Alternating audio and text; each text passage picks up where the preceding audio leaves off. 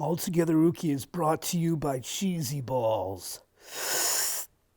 They're totally baked. Welcome to Altogether Ooky, made in the SATV Studio in Salem, Massachusetts. I am Clovis Black, Lord of Shadows, and I've got really bad green pixels today. Ugh. I've got to do something about this. You may already associate Salem with the statue of the late Elizabeth Montgomery from Bewitched. It was erected in 2005 as a promotion by TV Land, which shows reruns of the classic TV show. What you might not know is that it has inspired some controversy.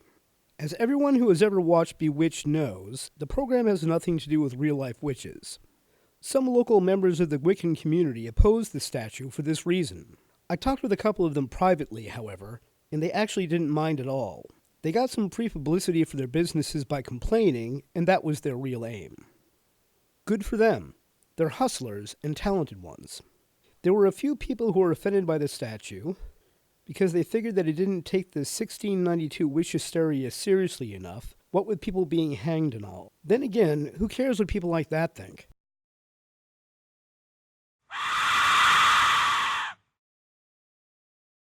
The Raven by Edgar Allan Poe. Reading by Nicholas C. Anagram. Once upon a midnight dreary, while I pondered, weak and weary, over many a quaint and curious volume of forgotten lore, while I nodded, nearly napping, suddenly there came a tapping, as of someone gently rapping at my chamber door. "'Tis some visitor," I muttered, tapping at my chamber door, "only this and nothing more." Ah, distinctly I remember, it was in the bleak December, and each separate dying ember wrought its ghost upon the floor. Eagerly I wished the morrow, vainly I had sought to borrow from my books surcease of sorrow, sorrow for the lost Lenore, for the rare and radiant maiden whom the angels name Lenore, nameless here forevermore. And the silken, sad, uncertain rustling of each purple curtain thrilled me, filled me with fantastic terrors never felt before, so that now to still the beating of my heart I stood repeating, "'Tis some visitor entreating entrance at my chamber door, some late visitor entreating entrance at my chamber door, this it is and nothing more." Presently my soul grew stronger, hesitating then no longer. "Sir," said I, "or madam, truly your forgiveness I implore. But the fact is, I was napping, and so gently you came rapping, and so faintly you came tapping at my chamber door, that I scarce was sure I heard you. Here I opened wide the door. Darkness there, and nothing more." Deep into that darkness peering, long I stood there wondering, fearing, doubting, dreaming dreams no mortal ever dared to dream before. But the silence was unbroken, and the darkness gave no token, and the only word there spoken was the whispered word, "Lenore." This I whispered, and an echo murmured back the word "Lenore," merely this and nothing more. Back into the chamber turning, all my soul within me burning, soon I heard again a tapping, somewhat louder than before. "Surely," said I, "surely that is something at my window lattice. Let me see then what thereat is, and this mystery explore. Let my heart be still a moment, and this mystery explore. 'Tis the wind and nothing more." Open here I flung the shutter, when with many a flirt and flutter In there stepped a stately raven of the saintly days of yore. Not the least obeisance made he, not an instant stopped or stayed he, but with mien of lord or lady, perched above my chamber door, perched upon a bust of Pallas just above my chamber door, perched and sat and nothing more. Then this ebony bird beguiling my sad fancy into smiling, by the grave and stern decorum of the countenance it wore. Though thy crest be shorn and shaven, thou, I said, art sure no craven, ghastly grim an ancient raven, wandering from the nightly shore. Tell me what thy lordly name is on the night's Plutonian shore. Quoth the raven, nevermore. Much I marveled this ungainly fowl to hear discourse so plainly, though its answer little meaning, little relevancy bore, for we cannot help agreeing that no living human being ever yet was blessed with seeing bird above his chamber door, bird or beast upon the sculptured bust upon his chamber door with such name as nevermore. But the raven, sitting lonely on that placid bust, spoke only that one word, as if his soul in that one word he did outpour. Nothing further than he uttered, not a feather then he fluttered, till I scarcely more than muttered, other friends have flown before. On the morrow he will leave me, as my hopes have flown before. Then the bird said, nevermore. Startled at the stillness broken by reply so aptly spoken, doubtless, said I, what it utters is its only stock and store, caught from some unhappy master, whom unmerciful disaster followed fast and followed faster, till his songs one burden bore, till the dirges of his hope the melancholy burden bore of never, nevermore. But the raven, still beguiling all my sad soul into smiling, straight I wheeled a cushioned seat in front of bird and bust and door. Then upon the velvet sinking, I betook myself to linking fancy unto fancy, thinking what this ominous bird of yore, what this grim, ungainly, ghastly, gaunt, and ominous bird of yore meant in croaking nevermore.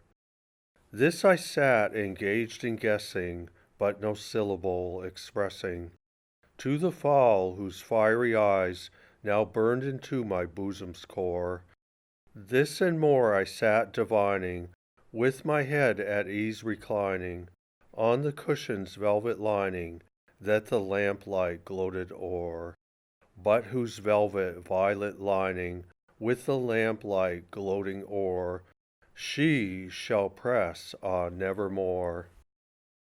Then methought the air grew denser, perfumed from an unseen censer, swung by seraphim whose footfalls tinkled on the tufted floor.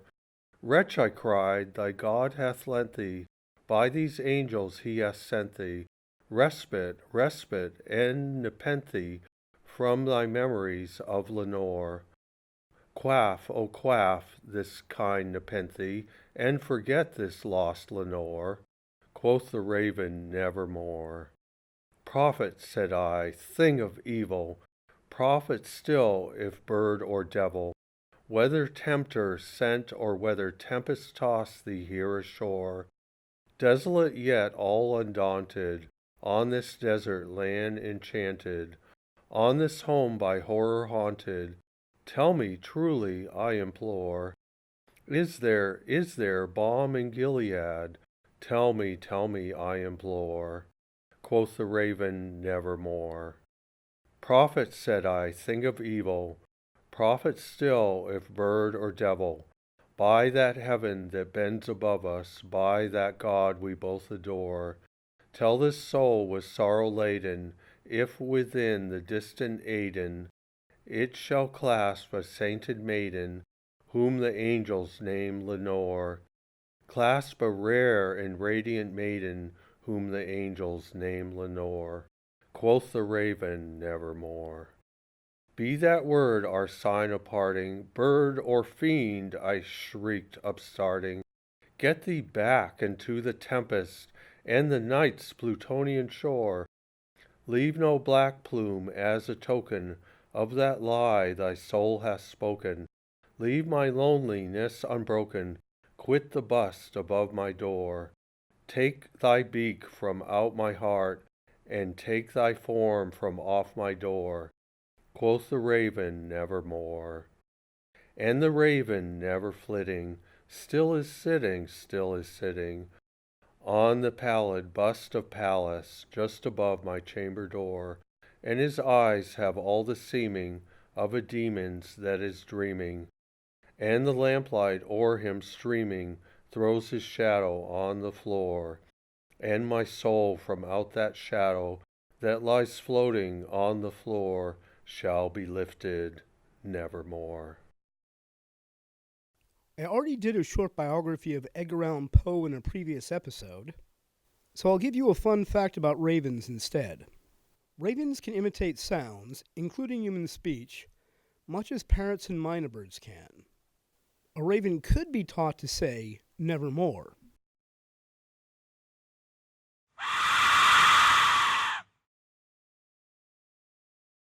You may already know that the platypus is a mammal with a tail like a beaver and webbed feet and a bill like a duck's. You may also know that the males are venomous and that the platypus lays eggs. There are two things about them, however, that you probably don't know. The first thing is that they have a sense that lets them detect the electrical signatures of prey and predators, as sharks do. They're the only mammal that's known to have this ability. I'd love to be a platypus just for one day. I'll bet that some electrical signatures are pleasant and others are annoying. After all, our appreciation of music is based on our brain's interpretation of vibrations. Do platypuses have favorite fish to sense, just like we have favorite songs to listen to and flowers to look at? The other thing that you most likely don't know about the platypus is that it's the only mammal that has a Latin name that I've memorized.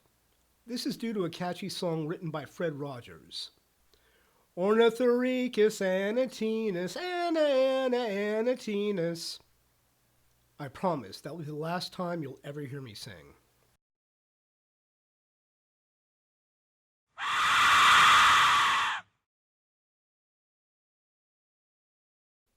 Here's the story of Little Suck-a-Thumb, which is from a German book called The Struwelpeter. I have no idea if I'm pronouncing that correctly. The Struwelpeter was written in 1844 by Heinrich Hoffmann and has been traumatizing children ever since. If there are kids in the room, don't let them hear this.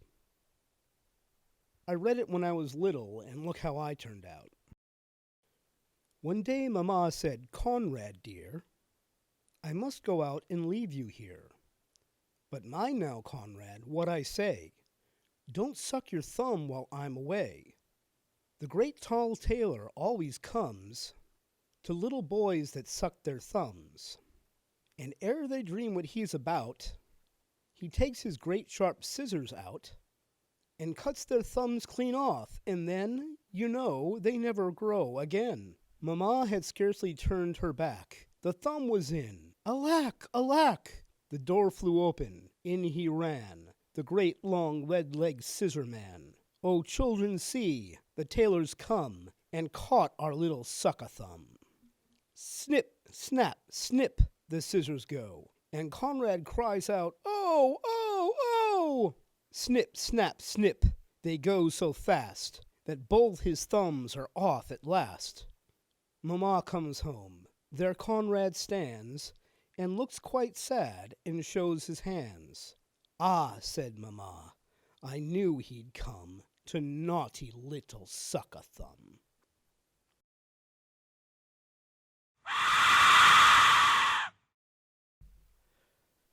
I, Clovis Black, scare people. What, you may wonder, scares me? Nuns scare me. Well, at least they used to scare me. One of my earliest memories is of telling my father that I was frightened because there were nuns in a nearby car. There actually weren't any, but it looked like there were because of the shape of the seats. For a long time, I wondered where I got this fear. It's not as if I had a reason to be scared of nuns. My father certainly did, since he was a Catholic school student in the 30s, but he didn't pass his terror on to me. I can't even remember knowing any nuns when I was little. One day it hit me. I had mixed up nuns with vampires. When I was a kid, The Sound of Music and the Bela Lugosi version of Dracula were often shown on television. Both films featured gorgeous Gothic buildings inhabited by beings who wore black. Nuns certainly have the potential to be scary, especially to men. Like witches, they are women who aren't under our sexual control. The incidents that occurred in my favorite city in 1692 illustrate how threatening that can be to us. Stephen King certainly knows how terrifying nuns can be. They are the antagonists in his story The Little Sisters of Illyria. I won't give any spoilers for the story, and will just say that it's worth the time of horror fans. What do you think? Are nuns scary? Go to altogetherooky.com and let me know.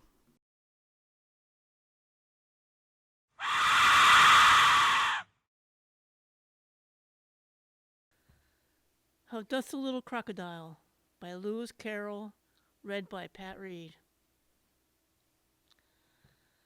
How doth the little crocodile improve his shining tail, and pour the waters of the Nile on every golden scale? How cheerfully he seems to grin, how neatly spreads his claws, and welcomes little fishes in with gently smiling jaws. This poem is taken from Alice's Adventures in Wonderland by Lewis Carroll, published in 1865. It's a parody of the Isaac Watts poem Against Idleness and Mischief, which was published in 1715 and is better known as How Doth the Little Busy Bee. Watts praises the bee for its hard work making honey, and Carroll praises the crocodile for its diligence in catching fish. Predation is a common theme in Carroll's poems.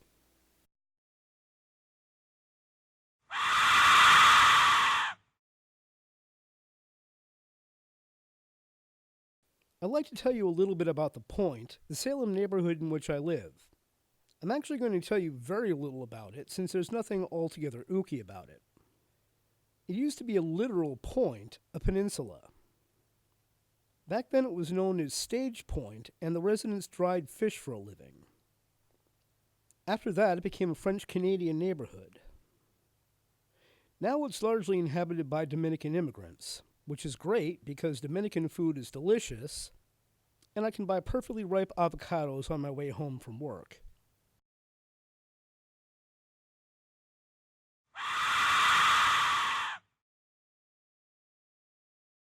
It turns out that my least favorite mythical creature of all time, the Hobbit, was real. Tolkien based his stories on old folk tales, including those of a race of tiny people. These stories were true. Skeletons of a human species that only grew to be about 3 feet tall have been discovered on the Indonesian island of Flores. Don't worry, though, the annoying little second breakfast demanding bastards died out about 12,000 years ago.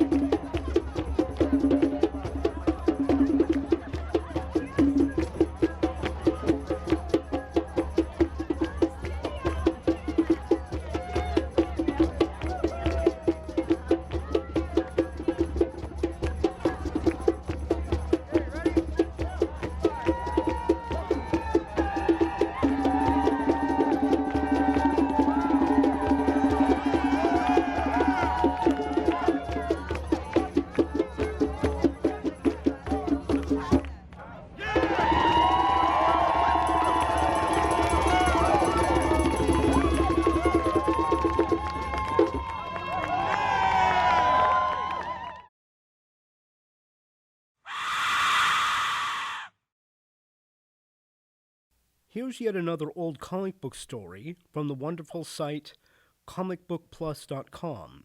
This one's from Web of Mystery number 28 and is called The Haunted Three. Strange are the ways of fate. Stranger still, the fate that awaits those who tried to avoid the justice of retribution. Let me tell you a story that begins in a smoke-filled room of a gangster's haven somewhere in the Midwest, where three escaped murderers are talking. So they sentenced you to die in the electric chair, huh, Whitey? That's right, Jippo. But they'll never catch up with me now. And you, loony, what's your rap if they ever catch you? The gas chamber. That's how they do it in this state I scrammed from. Man, I really love these old nicknames. What about you, Jippo? They'd like to put a noose around my neck and hang me, but they won't ever catch up with me neither. Well, here's where we say so long. It's better we don't stick together. Lone wolves always work best alone. Yeah, lone wolves always work alone, pretty much by definition of the phrase lone wolf. Whatever. Here's mud in your eyes, guys. Good luck. You too. Them coppers will never catch any of us. 3 murderers, all sentenced to die in 3 different ways.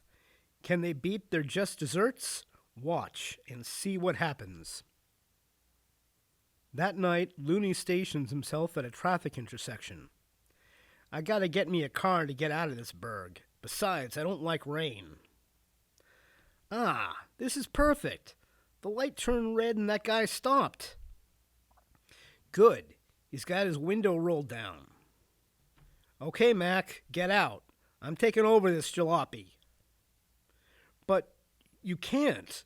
This car, nobody argues with Looney. I said get out. Ugh!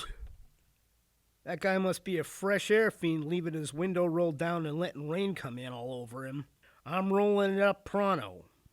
A short time later, easy there, brother. Lucky we saw you lying here before we ran over you. So some guy slugged you and stole your car, eh? We'll get him. I tried to tell him about the car, but he wouldn't listen. What about the car? Something wrong with it? Yes. It has a faulty exhaust system. It's dangerous. While some miles away, feel awful sleepy. Wonder why I... Zzz. The next instant, crash. The crash would have killed Looney anyhow. But never fear, the carbon monoxide gas fumes killed him first. And he was the one who said they never put him to death in the gas chamber, remember? Several days pass, and Jippo, making his way across the desert, pauses to watch a prospector at work. Cutting up a steer hide to use the strips for ropes, huh? I bet the old coot has plenty of bucks salted away around here. All right, Grandpa, tell me where you got your dough cached away. Why, how do you know I got money? That's all I wanted to know. I'll be able to look around without any bothering from you now. Wait a minute. Dust over yonder. That means horsemen coming this way. I gotta act fast. I'll make a long rope out of these rawhide thongs, tie myself up, and pretend I'm the victim of the bandits who shot this guy.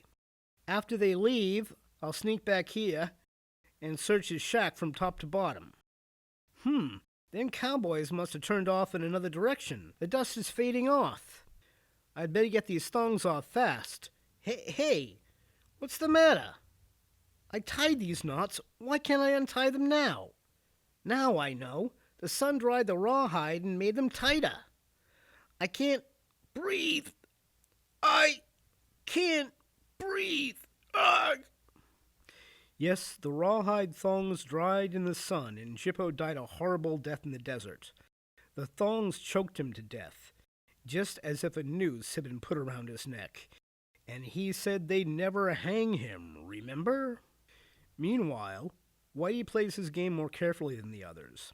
Once I get to the border, I'll get across and start all over again in Mexico. In a few minutes we'll take off and I'll be safe. Well, if it isn't Whitey, I've been looking for you for some time. Huh? I'm a government agent, Whitey. Relax and be good. No, you don't. Stand back or I'll plug you. Nobody's going to get Whitey on the hot seat. I'm bailing out. You'll never get away with it, Whitey. Oh, I see where this is going. Yep. Ha! Ha! Ha! Thought you had me, didn't you, Copper? But I fooled you. In a couple of minutes, I'll be safe from the ground again. Hey! High-tension electric power wires. I can't hit them.